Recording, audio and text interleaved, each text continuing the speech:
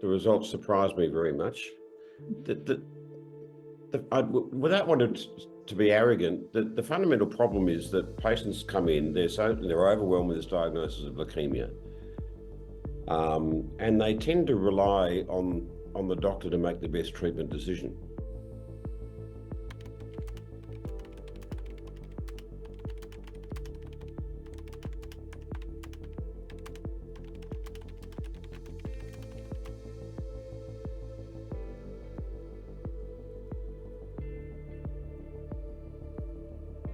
Well, the actual goal for a patient, what's important to them is they survive, they live a fairly normal life.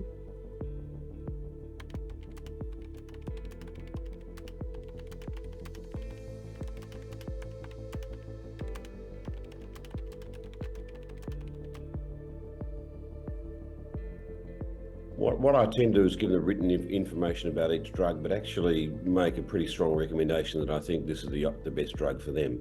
So yes, communication is profoundly important, not just in medicine, with anything, but it's a two-way communication.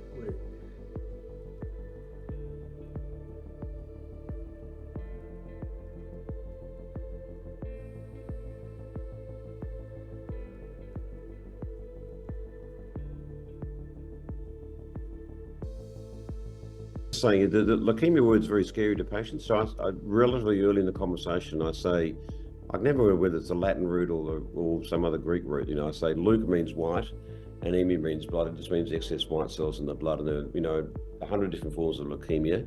This is one of the best ones to have, so don't be scared by that word.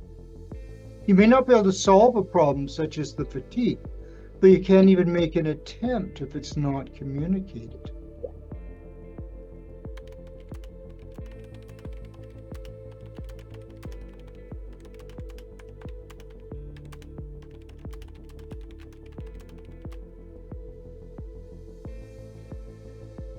So there really is this whole issue of what is important. I think we as doctors tend to be too number directed in terms of where we're going. And I think now that we know how to handle a lot of long-term side effects, things like that, a person has to take one pill a day for the rest of their lives without side effects is going to do pretty damn well. Do we communicate sufficiently well about side effects? Perhaps we could be, a little bit more inquisitive and a little bit more open to patients feeling as though they can come into a consultation with some pre-prepared questions, and perhaps that's something I've learned from today. I could do a little bit more about that.